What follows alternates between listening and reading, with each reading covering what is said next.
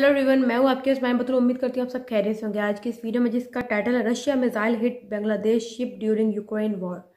और जैसे कि आपको वीडियो के टाइटल से अंदाज़ा हो रहा है कि रशिया की जंग के दरमियान यूक्रेन की जंग के दरमियान रशिया के मिसाइल ने हिट किया बांग्लादेश शिप को। तो ये कैसे हुआ, गलती से हुआ या क्या इसके पीछे लॉजिक है, वो हम इस भाई के प्रशांत सर की वीडियो को डिटेल में देख के जानने की कोशिश करते हैं। पर आप लोगों से गुजारिश है कि आप वर्ल्ड अफेयर्स वालों के चैनल को भी ज़रूर सब्सक्राइब करें और इस वीडियो का लिंक आपको डिस्क्रिप्शन में मिल जाएगा। और मेरे चैनल को भी ज़रूर सब्सक्राइब करें, मेरे इस चैनल को भी और उस चैनल को जिसका लिंक आपको डिस्क्रिप्शन में मिलेगा।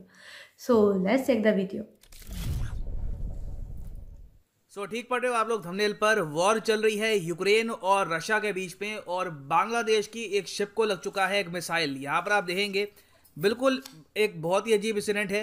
यूक्रेन और रशिया की वॉर में क्या हुआ कि रशियन नेवी जब अग्रेसिवली अटैक कर रही थी यूक्रेन को तो एक मिसाइल गलती से हिट कर गया एक बांग्लादेश की कार्गो को और एटलीस्ट एक बांग्लादेश के नागरिक की यहाँ पर मौत कंफर्म हो चुकी है। बताया जा रहा है कि कुछ लोग यहाँ पर इंजर भी हुए हैं और इंटरनेशनल मीडिया में आज के समय इस पर बहुत आर्टिकल पब्लिश हो रहे हैं। यहाँ पे आप देख पाओगे एक आर्टिकल है, Bangladesh cargo ship hit in Ukraine, crew member killed. और बांग्लादेश के सोशल मीडिया में आप अगर देखो तो ये फोटो आज के समय काफी वायरल हो रही है। ये लोग यहाँ पर कह रहे हैं कि मोहम्मद रहमान ये वो यहाँ पर क्रू मेंबर है जिसकी मौत हो गई है इस अनफॉर्चुनेट इंसिडेंट में। और जब ये मिसाइल बांग्लादेश की शिप को हिट कर रहा था तब एक यूक्रेनियन नागरिक ने इसकी वीडियो फुटेज भी रिकॉर्ड कर ली। और यहाँ पर आप देख पाएंगे ये है बांग्लादेश की कार्गो शिप। पीछे यहाँ पे आपको दिख जाएगा ये यूक्रेन का एक बंदरगाह है। ये शिप मूव नहीं कर रही थी, एक जगह एंकर थी, फिर मिसाइल आया एंड यू कैन सी इस तरीके से अटर डिस्ट्रक्शन। अब यहाँ पर आप पूछेंगे मगर बांग्लादेश की शिप यहाँ पर इस रीजन में कर भी क्या रही थी। देखिए इंटरनेशनल ट्रेड तो होता ही है, इट इज वेरी नॉर्मल। और ये शिप एक्चुअली इस बंदरगाह में आई थी, पोर्ट ऑफ ओलिविया में आई थी इस वॉर से पहले।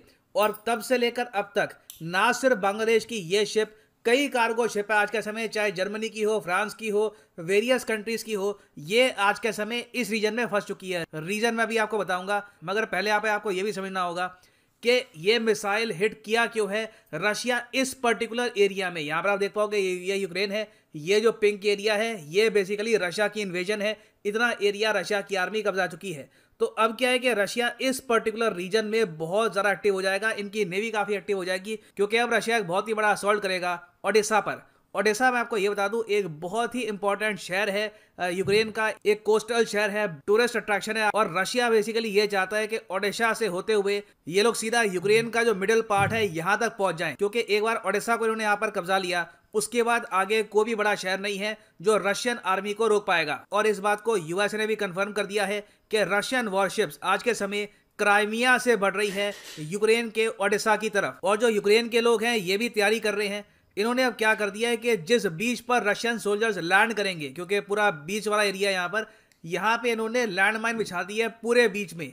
तो रशियन सोल्जर्स कैसे आगे बढ़ेंगे देखना होगा, एक अपने आप में चुनौती होगी। हो सकता है कि रशिया के भी कई सोल्जर्स ओडेसा में मारे जाएं। और यहाँ पर आप देख पाएंगे रिसेंटली ये वीडियो भी रिलीज हुई है, यहाँ पर एक आदमी ओडेसा में खड़े होकर रिकॉर्ड कर रहा है कि किस तरीके से रशियन शिप्स ने कंप्लीटली घेर लिया है इस एरिया को। तो रशिया बीच बीच में क्या करता है कि मिसाइल लॉन्च करता रहता है। एक मिसाइल यहाँ पर गलती से बांग्लादेश की शिप को लग गया और इस शिप का नाम था बांग्लार समृद्धि। अब यहाँ पे आप अगर पूछेंगे मगर ये कैसे हो सकता है, एक मिसाइल जो कहीं पर आपने पॉइंट करके उसको लॉन्च किया है वो दूर कहीं कार्गो शिप को हिट कैसे करेगा। देखिए ये काफी बार होता है। मिसाइल याद रखिएगा फुल प्रूफ नहीं होते, 100% एक्यूरेसी के साथ मिसाइल फायर नहीं होते। हमेशा एक पॉसिबिलिटी रहती है कि आप मिसफायर कर जाएं। अभी रिसेंटली आप अगर देखो तो इतने इंसिडेंट्स हुए हैं मगर किसी की मौत नहीं हुई थी। फॉर एग्जांपल पिछले हफ्ते न्यूज आई थी कि एक जापान की भी शिप है नमुरा क्वीन के नाम से, ये भी यूक्रेन के बंदरगाह पे अटकी हुई है बहुत ही लंबे समय से। ये लोग बाहर नहीं निकल पा रहे थे, रशिया का एक मिसाइल आया और उसने नमुरा क्वीन को हिट कर दिया। थैंकफुली किसी की मौत नहीं हुई मगर एक फिलीपींस का यहाँ पर क्रू वर्कर था, उसको कुछ चोटें आई।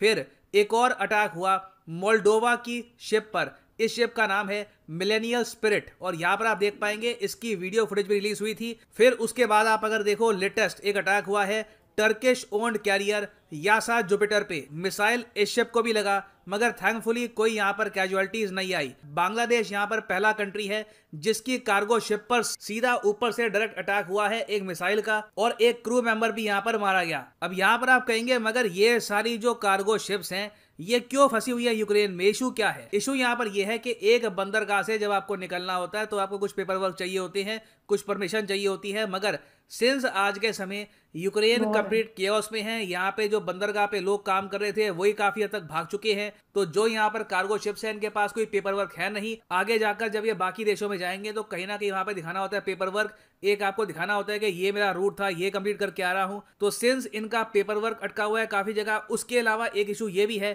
कि जो इंश्योरेंस प्रीमियम है ये बहुत ज्यादा उठ चुके हैं इस रीजन में, और जो ये कार्गो शिप की ओनर कंपनीज हैं वो भी यहाँ पर कह रही है कि इस रीजन में मूवमेंट मत करना, हिलना मत, हिलोगे तो एक बार को मिसाइल से हिट होने के चांसेस और ज़्यादा बढ़ जाते हैं।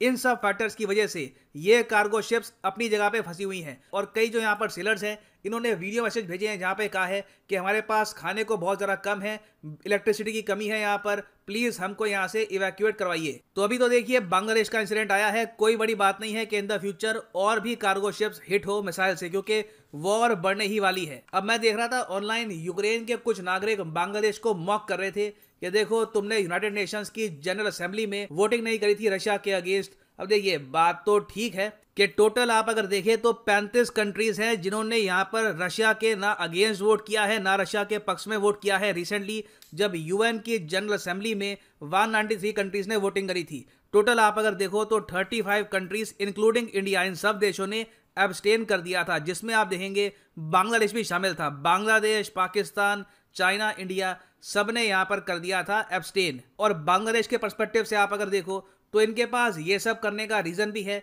इनके रशिया के साथ हिस्टोरिकली बहुत अच्छे रिलेशंस रहे हैं। आप अगर देखो मॉडर्न डे बांग्लादेश बना ही ना होता अगर यूएसएसआर की इसको हेल्प ना मिलती। उसके अलावा रिसेंट टाइम्स में आप अगर देखो तो बांग्लादेश ने डील भी करी है रशिया के साथ, जिसके अंडर ये लोग मिग 29 परचेज करेंगे। फिर आप अगर देखो एनर्जी सेक्टर में तो वहां पर बांग्लादेश और रशिया कॉपरेशन कर रहे हैं। इंडिया और रशिया मिलकर बांग्लादेश में एक न्यूक्लियर पावर प्लांट भी बिल्ड कर रहे हैं आज के समय, जो होगा बांग्लादेश का पहला न्यूक्लियर पावर प्लांट। तो इस वजह से बांग्लादेश ने यूएन में अब्सटेन किया है, और मोस्ट प्रॉब्ली अभी भी बांग्लादेश बहुत ज़्यादा निंदा नहीं करने वाला रशिया की। ये लोग मोस्ट प्रॉब्ली यही कहेंगे कि एक अनफॉर्चुनेट इंसिडेंट था, वी आर सॉरी कि ये हुआ है, और मोस्ट प्रॉब्ली रशिया की सरकार बांग्लादेश को कुछ कंपनसेशन प्रोवाइड कर देगी इस अटैक की वजह से। तो देखिए ये है रियल फेस ऑफ वॉर, और अभी तो जैसे जैसे ये वॉर फैलेगी ऐसे बहुत से सैड इंसिडेंट सामने आएंगे। नाउ फाइनली यहाँ पे मैं आपसे एक क्वेश्चन भी पूछूंगा। क्वेश्चन यहाँ पर ये है कि इंडिया और रशिया आज के समय एक न्यूक्लियर पावर प्लांट बिल्ड कर रहे हैं बांग्लादेश में। आपको यहाँ पर बताना है कि इस न्यूक्लियर पावर प्लांट का नाम क्या है। ऑप्शन ए है Bangla nuclear power plant, option B है Russia Bangladesh friendship nuclear plant, option C है रोहपुर न्यूक्लियर पावर प्लांट, या option D Dhaka nuclear power plant. और फाइनली यहाँ पर मैं ये भी ऐड कर दूं कि अगर काफ़ी डिटेल वीडियो थी, और जैसे कि भाई ने सर ने बताया कि जब वॉर होती है तो उसके आउटकम्स बहुत ख़तरनाक होते हैं, तो इर्द गिर्द की चीज़ें स्टक हो जाती हैं। जैसे कि उनको इंश्योरेंस का इशू है, जैसे उनको परमिट का इशू है कि वो वहाँ स्टक हुए हैं, खाने का मसला बना हुआ है कि वो वीडियो कॉल पे बता रहे हैं अपने मुल्क के लोगों को, अपनी जिस कंपनी के वंडर वो वहाँ आए हुए कार्गो शिप्स, कि हमारे पास खाने को नहीं है, बिजली को नहीं है, चूँकि वॉर का एक सिनेरियो बना हुआ है, ठीक है। तो ऐसे में आप फ्रीली कहीं भी मूव नहीं कर सकते, और जहाँ जाना खतरे से खाली नहीं है। तो अगर आप अपनी पर्सनल व्हील से जाते हैं तो फिर तो कोई आपका जिम्मेदार ही नहीं होगा, और अगर आप अपनी कंपनी के अंडर जाते हैं तो कम से कम आपको ये होप होती है कि अल्लाह ना करे कोई प्रॉब्लम होती है तो आपकी फैमिली को पीछे से कंपलसेट वो कर सकते हैं। तो इस वजह से भी लोग डर के वहाँ बैठे हुए हैं। तो इसलिए वॉर बहुत ज़्यादा खतरनाक होती है, और इसीलिए वॉर को हमेशा नो टू वॉर ही करना चाहिए कि वॉर किसी भी डेफिनेशन में ठीक नहीं हो सकती। अब वो मैं ये नहीं कहूँगी कि रशिया ने जानबूझ के ऐसा किया, ठीक है, कि उसने जानबूझ के बांग्लादेश की शिप को हिट किया, ठीक है। लेकिन ये जैसे कि उन्होंने बताया कि वो क्वीन का नाम का जो कार्गो था उनका कोरियन वालों का, वो हिट हुआ, और उसके अलावा एक और उन्होंने उसकी मिसाल दी, वो हिट हुआ। तो ऐसे ही होता है जब शेलिंग हो रही है, बम पड़ रहे हैं, ठीक है। बम्बों को कोई नहीं पता कि यूक्रेन का जहाज भी गिरना है, वो बार बार मिसगाइड हो जाते हैं, मिसलीड हो जाते हैं, तो फिर वो चले जाते हैं, अपने टारगेट से हट जाते हैं और नुकसान कर देते हैं। तो इस सेंस में गोलियों को कोई नहीं होता कि गोली यूक्रेन यूक्रेन के लोगों को लगेगी और इंडिया के लोगों को नहीं लगेगी या पाकिस्तान के लोगों को नहीं लगेगी। इसी तरह इंडिया के उस बंदा जर्द में आया था और उनका नुकसान हुआ। ठीक है, आप लोगों की जो जंग में कोई फायदा होगा या नुकसान होगा, जो दो मुल्क लड़ रहे हैं वो लड़ रहे हैं, लेकिन जिनका वो बंदा मरा, इंडिया का जो पर्सन, कर्नाटका का जो शख्स फोत हुए, शहीद हुए, उनके तो घर वालों के लिए क़यामत बर्पा हो गई ना। इसी तरह अब जो बांग्लादेश के जो कार्गो के शिप मेंबर थे, उनके लिए तो क़यामत बर्पा हो गई। ठीक है, हालांकि गवर्नमेंट उसको कंपलसेट कर देगी, रशिया वाले भी उसको कंपलसेट कर देंगे, आपको जहाज़ दे देंगे और उसका नुकसान भर जाएगा, लेकिन जान के नुकसान का क्या, उसको कोई नहीं भर सकता। तो इसीलिए वॉर किसी भी सेंस में ठीक नहीं होती। लेकिन अब ये हालात जो है ना वो दिन ब दिन और ख़तरनाक हो गए हैं और बहुत ज़्यादा। अब ये जहाँ जिस पॉइंट पे अब ये जा रहे हैं ना, वहाँ से रिटर्न पॉलिसी थोड़ी आसान नहीं है। ठीक है, रिटर्न मुड़ना इतना ईजी नहीं है। मुझे तो हालात बहुत मुश्किल होते नज़र आ रहे हैं। तो बाकी ये कि जो भी हालात होंगे, वाक़यात होंगे, हम पूरी कोशिश करेंगे कि हम आपको अपनी फर्दर वीडियोस के ऊपर हम अपना ओपिनियन आप लोगों से शेयर करें। पर आप लोगों से गुजारिश है कि जिन लोगों ने मेरी वीडियोस को एंड तक देखते हैं, आप लोगों का बहुत बहुत बहुत शुक्रिया कि आप मेरी वीडियोस को एंड तक देखते हैं। जिन्होंने मेरे चैनल को सब्सक्राइब किया है, मेरे इस चैनल को भी, और वो चैनल जिसका नाम पागल रिएक्शन, जिसका लिंक आपको डिस्क्रिप्शन में मिलेगा, उसको भी सब्सक्राइब किया, उनका भी बहुत शुक्रिया। प्लीज़ प्लीज़ प्लीज़ आप सेफ़ रहें, अपने घरों में महफूज रहें और दुनिया में अमन कायम रहे।